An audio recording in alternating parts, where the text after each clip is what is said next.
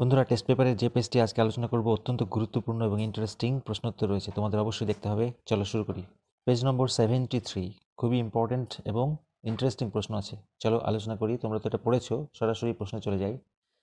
Gandhiji had been shot on, গান্ধীজিকে গুলি করা হয়েছিল কত তারিখে? একেবারে প্রথম লাইনে দেখতে পাচ্ছ 30শে জানুয়ারি 1948, সালটাকে একটু অন্যভাবে দিয়েছে। তাহলে 30শে জানুয়ারি অর্থাৎ 30/1/1948, option 3 is the correct answer. Next one, people shouted wildly and dash. আচ্ছা, মানুষজন চিৎকার করতে লাগলো ওয়াইল্ডলি মানে বন্য হয়ে, আর কি করলো? বলছে had been shot, demanded loudly, goat into the car, broke into the house. এটা কিন্তু সরাসরি পাবে না, তাহলে দেখে নেবো কীভাবে আছে। লেটার দে ক্ল্যামার্ড ওয়াইল্ডলি। বন্ধুরা, ক্ল্যামার্ড মানেই হচ্ছে শাউট করা, চিৎকার করা। তাহলে তোমরা হুবহু খুঁজে পাবে না কিন্তু মানেগুলো না জানা থাকলে। শাউটিং অ্যান্ড ক্রাইং, এবং তারপরে কি করলো? They jostled one another in a stampede to break into the house, ভেঙে চুরে বাড়ির মধ্যে ঢুকে গেল। তাহলে আমাদের কোন অপশনটা হবে এবার দেখে নাও। Broke into the house, option 4। তারপর এটা, the people were so stunned in the beginning, মানুষজন শুরুতে এতটাই হয়ে গেছিল যে they could not dash, clamour, whimper, speak, jostle. দেখে নেবো কোথায় আছে। এই দেখো, the people are too stunned to speak in the beginning, তাহলে টু স্পিক, স্পিক হচ্ছে correct answer, option 3। Next, when one is faced with the shock of a loved one's death, one dash। খুব interesting, ঘুরিয়ে দিয়েছে কিন্তু। যখন কেউ প্রিয়জনের মৃত্যুর মুখোমুখি হয় তখন সে কি করে?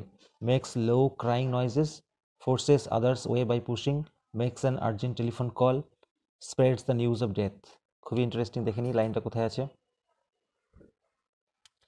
এখানে দেখে নাও, when one is faced with the shock of a loved one's death, one whimpers। বন্ধুরা, হুইম্পার কথাটা তো কোথাও নেই, তাহলে আমাদের বুঝতে হবে হুইম্পার মানেটা কি। হুইম্পার মানে হচ্ছে ঘ্যান ঘ্যান করে কাদা বা উইপ। তার মানে এই দেখো, এরকম মেক্স লো ক্রাইং নয়েজেস, আস্তে আস্তে কান্না করা, অর্থাৎ যেটাকে বলা হয় হুইম্পার, তাই না?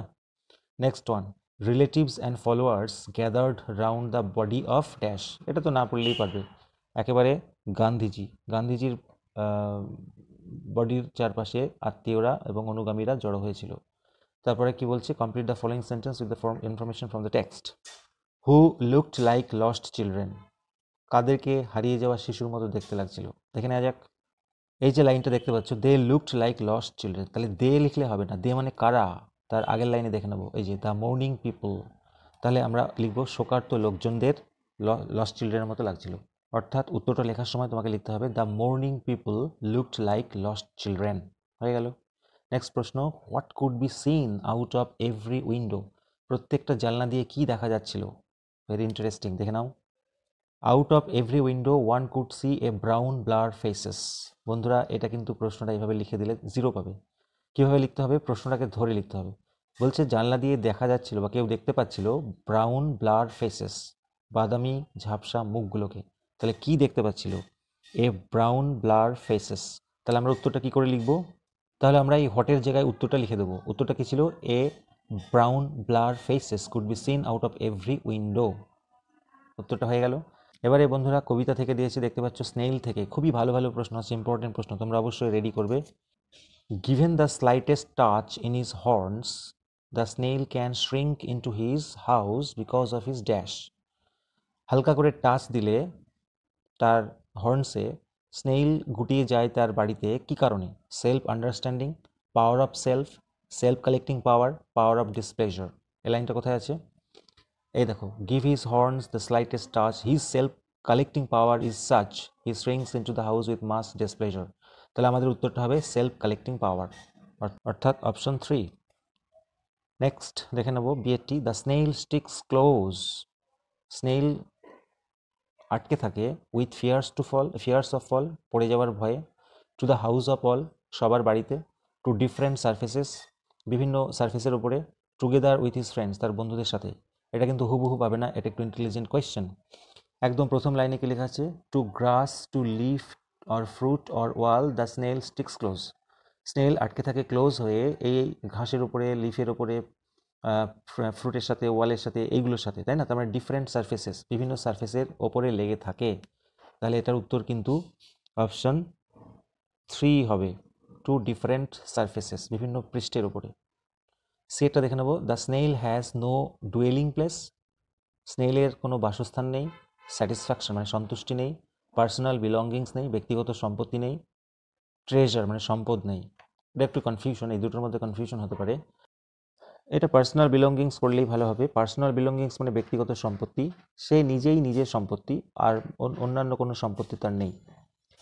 Next one, danger likely to happen, যখন বিপদ আসন্ন হয়, with his house the snail dash, তার বাড়ির মধ্যে স্নেল কি করে? গ্রো মানে বেড়ে ওঠে। বিটাইডস, হাইডস নাকি সিকিউরস আদার্স, অন্যদেরকে নিরাপদ দেয়। তাহলে আমরা এখানে দেখে নেব, যখন বিপদ আসন্ন হয়, এই যে within that house secure he hides, সে নিরাপদে লুকিয়ে পড়ে যখন ডেঞ্জার ইমিনেন্ট, ডেঞ্জার আসন্ন হয়। তাহলে উত্তরটা হবে বন্ধুরা হাইডস। অপশন সি হলো 3 হলো কারেক্ট অ্যান্সার। এরপরে যে প্রশ্নগুলি তোমরা দেখতে পাচ্ছ খুবই ইম্পর্টেন্ট প্রশ্ন, তোমাদের অবশ্যই রেডি করতে হবে।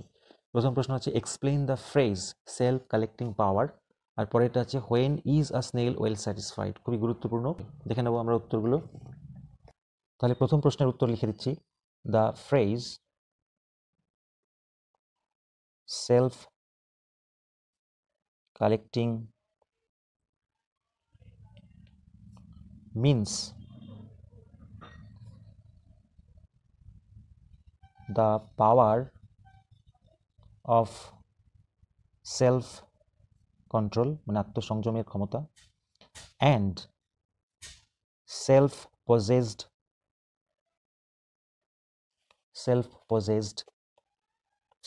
strength। তাহলে কি বললাম? দ্য ফ্রেজ সেলফ কালেক্টিং পাওয়ার বলতে বোঝানো হয়েছে the power of self control and self possessed strength, অর্থাৎ নিজের অধিকারে থাকা যে শক্তি, সেই শক্তির কথা বলা হয়েছে, অর্থাৎ পার্সোনাল শক্তি যেটা ভেতরে থাকে। নেক্সট প্রশ্ন বলেছে when is a snail well satisfied, কখন একটি শামুক ওয়েল স্যাটিসফাইড। তাহলে আমরা উত্তরটা লিখব, a snail is well satisfied, একটি শামুক সেলফ স্যাটিসফাইড কখন? হোয়েন হি থিংস, যখন সে মনে করে যে, হি ইজ সেই হলো, হিজ ওন হোল ট্রেজার, অর্থাৎ যখন সে মনে করে যে সে নিজেই তার নিজের সম্পত্তি, সম্পূর্ণ সম্পত্তি, তখন সে ওয়েল স্যাটিসফাইড হয়। অর্থাৎ আমি যদি মনে করি আমি আমার সব, আমার আর কিছু দরকার নেই, তাহলেই আমি সন্তুষ্ট হতে পারবো, সেরকম। তাহলে এই ছিল আজকের ভিডিও। বন্ধুরা অবশ্যই লাইক দেওয়া, চ্যানেলে নতুন হলে সাবস্ক্রাইব করো 100% প্রিপারেশনের জন্য। Thank you so much for watching.